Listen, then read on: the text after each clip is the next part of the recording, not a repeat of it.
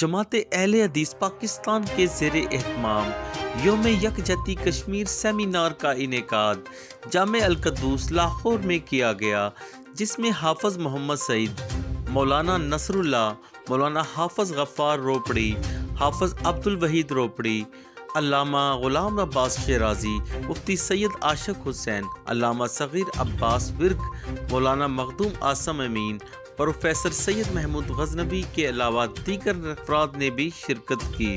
یوم یکجہتی کشمیر سیمینار سے علماء کرام نے خطاب کرتے ہوئے کہا کہ کشمیر ہم پاکستان کی شہرگاہ، ہم کسی صورت بھی کشمیر پر بھارتی تسلط تسلیم نہیں کریں گے اور انشاءاللہ کشمیر آزاد ہوگا۔ اس موقع پر علماء کرام نے سٹی ون نیوز سے گفتگو کرتے ہوئے کہا کہ اظہار یکجہتی کا طریقہ یہی ہے، ان کی آزادی کے ساتھ مل کے غنی کے خلاف، انڈیا کے خلاف ایک جنگ کرنی چاہیے اور ان آزادی کے لیے کردار ادا کرنا کہ کشمیر آزاد ہو، کیونکہ کشمیر پاکستان کی شاہراہ ہے۔ جب تک کشمیر آزاد نہیں ہوتا پاکستان جو ہے وہ زندہ نہیں رہ سکتا۔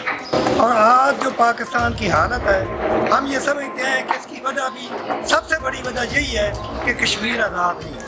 اگر کشمیر آزاد ہوتا تو آج پاکستان کی یہ حالت نہ ہوتی۔ اور ہمیں چاہیے کہ ہم اپنے الفاظ سے، اپنی قلم سے اور جب ضرورت پڑے تو ہتھیار سے بھی کشمیریوں کی مدد کریں۔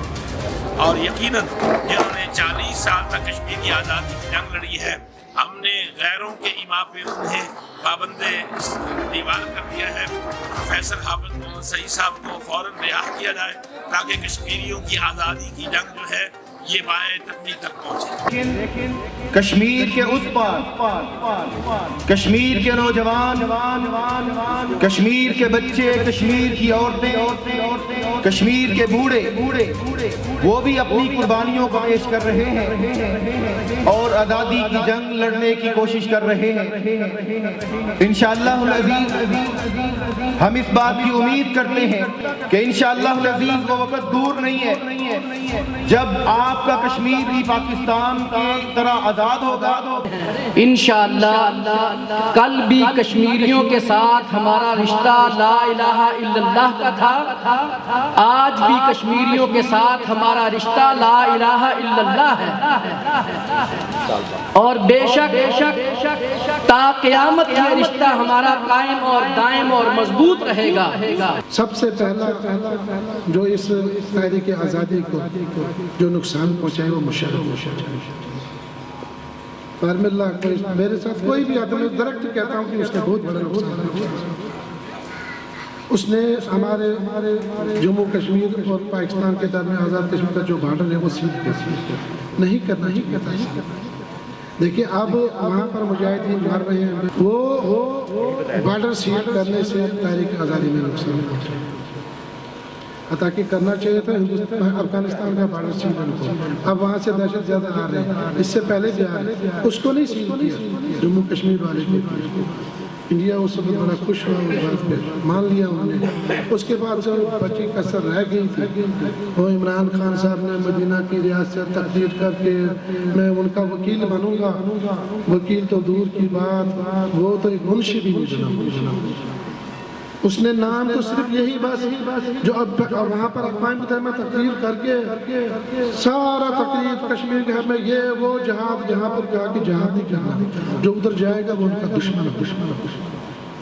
پھر بالکل سب کچھ بند کر ختم کر دیا، نام بھی نہ لے، اس فوراً یو ٹرن لے۔ مگر ہمارا رشتہ آپ سے، پاکستانی عوام سے۔ کشمیر شہرک ہے، شہرک تو انسان کے اگر دب جائے تو بند ہو جاتا ہے، مر جاتا ہے۔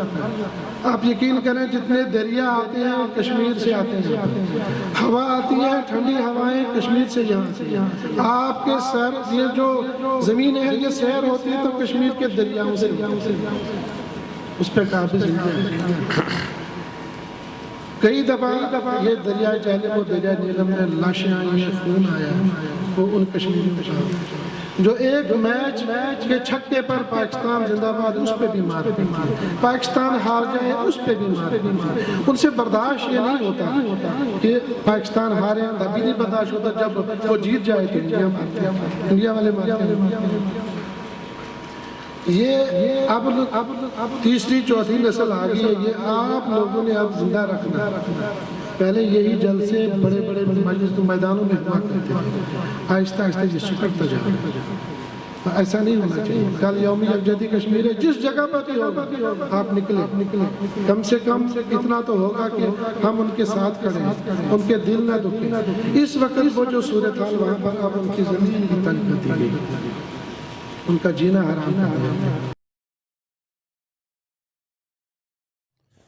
कैमरामैन टीम के साथ Arshad Ali, city one news, Lahore.